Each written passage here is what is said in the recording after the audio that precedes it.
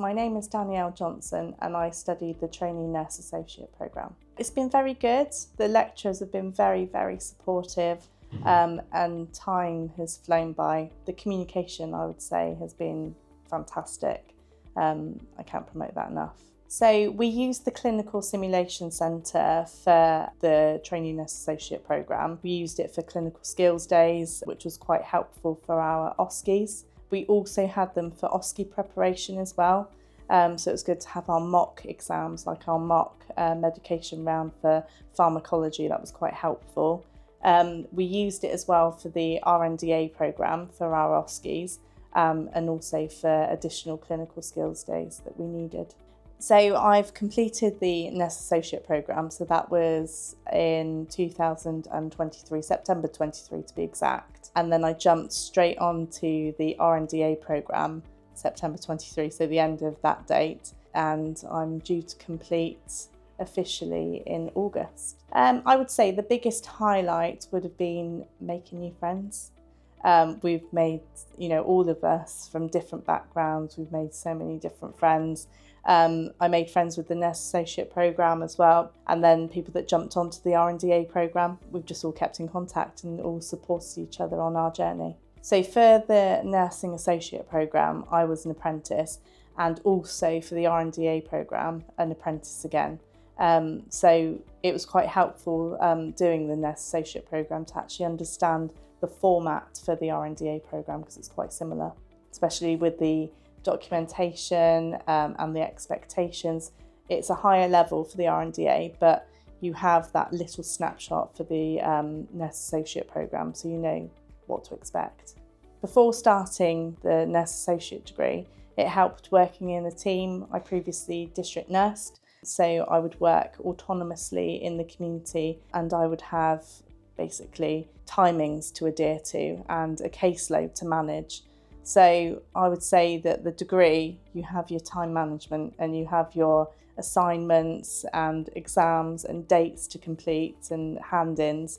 So I would say that helped me very much to work on time, basically. So my current role now is a nurse associate on the ward. So I work alongside a registered nurse and I support the healthcare assistants to look after the patients on the ward. I do drug rounds, I support with the PDF meetings, I take the feedback from the PDF meetings to support our patients with discharge planning. I work very closely with the therapy team to work on independence for our patients. Each day is different, so with the nurse associate role, I'm in my role on a Tuesday, and then the rest of the week I'm a student for the RNDA programme, so I balance both roles. Can be tricky at times to remember which uniform to put on, but actually it's nice to have a variety with my career.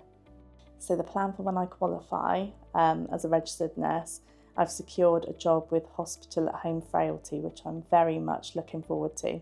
I love community working, and to actually utilise the skills I have gained from the ward here, it will help massively with the Hospital at Home. I would say this is what I've always wanted to do. Perhaps when I was growing up, it wasn't always clear which career path I was going to take, and I have decided to do it later on in life because I chose to have children and marriage and buy the house first, and then use the MVQs that I gained previous years ago in care to then steadily start my career. Having a healthy work-life balance is key to making this degree work, and obviously the previous degree that I've done, because on placement it's hard juggling all the hours and the travel to different locations. However, I was very fortunate with all of my placements and university that actually they were very understanding. And I had a very supportive network at home. I suppose with regards to support, there would have been days that we worked from home, which was quite helpful. Say, for instance, our safe Medicate preparation or some of our exams would be from home. That was quite helpful. It wouldn't mean that actually, my children were at home and I was balancing it that way. It was just helpful that I didn't have to travel that day. I love being able to support my patients and actually being able to make a difference. A lot of our patients, they have complex medical histories. It's really nice to actually do something special for those patients and, make a difference so that you can get a successful discharge plan for them.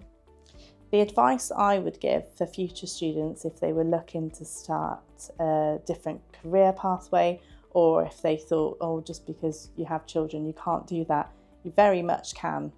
Being an apprentice, it's fantastic. You have great flexibility, great support from the university, and actually you reap great rewards from it in the end. I can't promote it enough.